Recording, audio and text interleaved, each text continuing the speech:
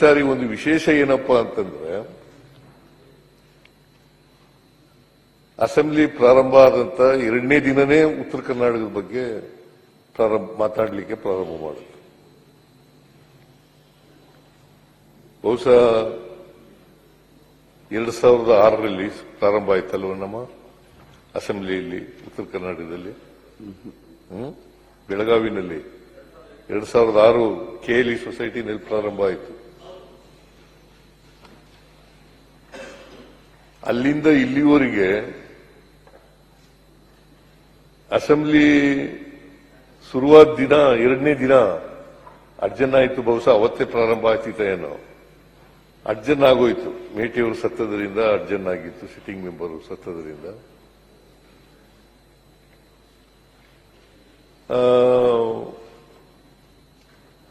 ಬಹುಶಃ ಇತಿಹಾಸ ಈ ಬೆಳಗಾವಿ ಸುವರ್ಣಸೌಧದಲ್ಲಿ ಇದೇ ಮೊದಲು ಅಂತ ಅನಿಸುತ್ತೆ ನನಗೆ.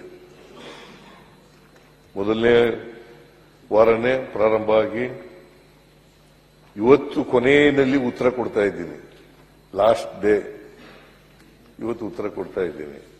ನಿನ್ನೆ ಕೊಡಬೇಕು ಅಂತ ಅನ್ಕೊಂಡಿದ್ದೆ. ನಿನ್ನೆ ನನಗೆ ಸ್ವಲ್ಪ ನಿಶಕ್ತಿ ಕಾಡ್ತಾ ಇತ್ತು, ಆಮೇಲೆ ಸಮಯದ ಅಭಾವ ಕೂಡ ಇತ್ತು, ಸಾಯಂಕಾಲ ಬೇರೆ ಆಗಿತ್ತು.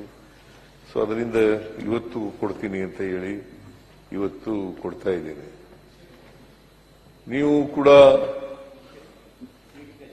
ಸದನದ ಅಧ್ಯಕ್ಷರು ಅವಕಾಶ ಮಾಡಿಕೊಟ್ಟಿದ್ದೀರಿ ಉತ್ತರ ಕರ್ನಾಟಕದ ಬಗ್ಗೆ ಮಾತಾಡಲಿಕ್ಕೆ. ಎರಡನೇ ದಿನನೇ ನೀವು BScನಲ್ಲಿ ಹೇಳಿದ್ರಿ, ಮೊದಲನೇ ದಿನನೇ ಮಾಡೋಣ, ಪ್ರಾರಂಭ ಮಾಡೋಣ ಅಂತ ಹೇಳಿ ವಿರೋಧ ಪಕ್ಷದವರು ಹೇಳಿದ್ರು. ನಾನು ಹೇಳಿದೆ, ನಾವು ರೆಡಿ ಇದ್ದೀವಿ, ಉತ್ತರ ಕರ್ನಾಟಕದ ಬಗ್ಗೆ ಚರ್ಚೆ ಮಾಡಲಿಕ್ಕೆ ರೆಡಿ ಇದ್ದೀವಿ ಅಂತ ಹೇಳಿದೆ. ನೀವು ಕೂಡ ಅವಕಾಶ ಒದಗಿಸ್ಕೊಟ್ಟಿದ್ದೀರಿ. ಅದಕ್ಕೋಸ್ಕರ ನಿಮಗೆ ಮತ್ತೆ ವಿರೋಧ ಪಕ್ಷದವರಿಗೆ ಎಲ್ಲರಿಗೂ ಕೂಡ ಮತ್ತೊಮ್ಮೆ ಧನ್ಯವಾದಗಳನ್ನು ಹೇಳಲಿಕ್ಕೆ ಬಯಸ್ತಾ ಇದ್ದೇನೆ. ಅಲ್ಲ, ಈಗ ಶಕ್ತಿ ಬಂದಿದೆಯಾ ಸರ್ ನಿಮ್ಗೆ? ಶಕ್ತಿ ಬಂದಿದೆ ತಾನೇ? ಈಗ ಮಾತಾಡ್ಬೇಕು, 2 ಗಂಟೆ ಮಾತಾಡ್ತೀನಿ ಅಂತ ಹೇಳಿದ್ರೆ ಶಕ್ತಿ ಬಂದಿದೆ. ನನ್ಗನ್ಸುತ್ತೆ ನಿಮ್ಗೆ ರಾಜಕೀಯವಾಗೂ ಶಕ್ತಿ ಬಂದಿದೆ ಅಂತ ನನಗೆ ಅನ್ಸಿದೆ. ಈಗ ರಾಜಕೀಯವಾಗೂ ಶಕ್ತಿ ಬಂದಿದೆ, ನಿಶಕ್ತಿ ಹೋಗಿದೆ ಅಂತ ಅನ್ಸಿದೆ. ಆಯ್ತು, ನಿಮ್ಮ ಕಳೆ ನೋಡ್ತಾ ಇದ್ರೆ. ಮೊನ್ನೆ 4 ದಿನ ಸ್ವಲ್ಪ ಯಾಕೋ ಸಪ್ಪಗಿತ್ತು, ನನ್ಗೇನೋ ರಾಜಕೀಯ ನಿಶಕ್ತಿ ಅನ್ಕೊಂಡಿದ್ದೆ. ಇವತ್ತು ಶಕ್ತಿ ಬಂದಂಗೆ ಕಾಣ್ತಾ ಇದೆ. ಶಕ್ತಿ ಉತ್ತರ ಕರ್ನಾಟಕ ಕಡೆ ತೋರಿಸ್ಬಿಟ್ಟು ಏನೇನು ಶಕ್ತಿ ಬಿಡುಗಡೆ ಮಾಡಿ ಸಾಧ್ಯನೇ ಇಲ್ಲ. ರಾಜಕೀಯ ನಿಶಕ್ತಿ ಇದೆಯಲ್ಲ, ಅದು ಬರಲಿಕ್ಕೆ ಸಾಧ್ಯನೇ ಇಲ್ಲ. ಅಂತ ಅವಕಾಶಗಳಿಗೆ ಅವಕಾಶನೂ ಇಲ್ಲ, ಮತ್ತೆ ಅಂತ ಸಂದರ್ಭಗಳು ಬರೋದೂ ಇಲ್ಲ.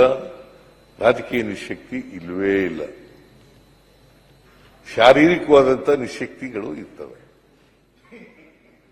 Sir, daily dinner party daily ನಡೀತಾ ಇದೆ ಸರ್. ಮಾನ್ಯ ಅಧ್ಯಕ್ಷ,